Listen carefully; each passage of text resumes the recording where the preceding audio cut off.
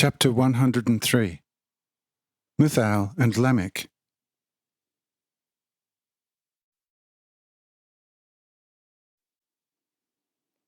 But when Muthal went back to Lamech to ask him for forgiveness for his mistake, Lamech forestalled him and said to him, "Muthal, I read it from your eyes what you want to tell me now. But see, I cannot accept this for the reason that firstly, you have not offended me in the least. And how could you, since you, just like me, carry the Father's love in our hearts?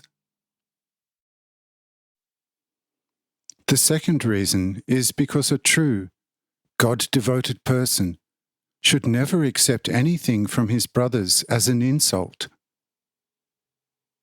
Since behind each offence, both in respect of the offended as well as the insulted, lies a relatively large dose of pride.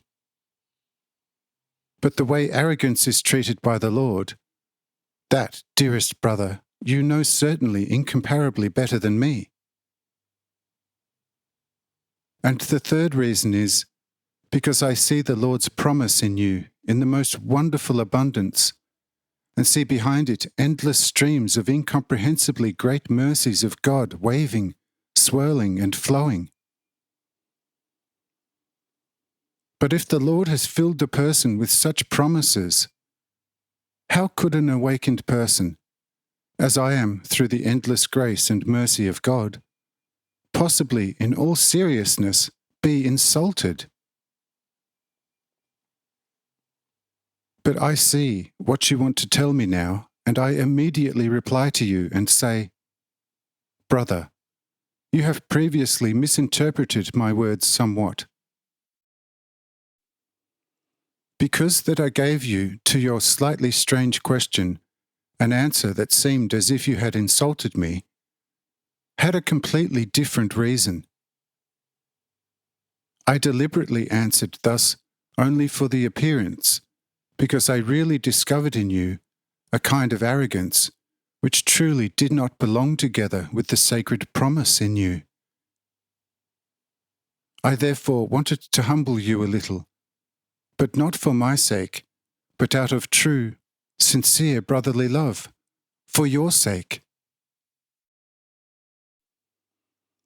And see now, in this way it would be impossible for you to insult me, because that is prevented by the spark of God's love in me, so that my heart can no longer take offence and be exasperated about someone, and as I said, you in the least of all, because you are the one to whom I want to attach my love and friendship bond the most. I love you very much, you magnificent brother Muthal. Can you also love me, a descendant of Cain?"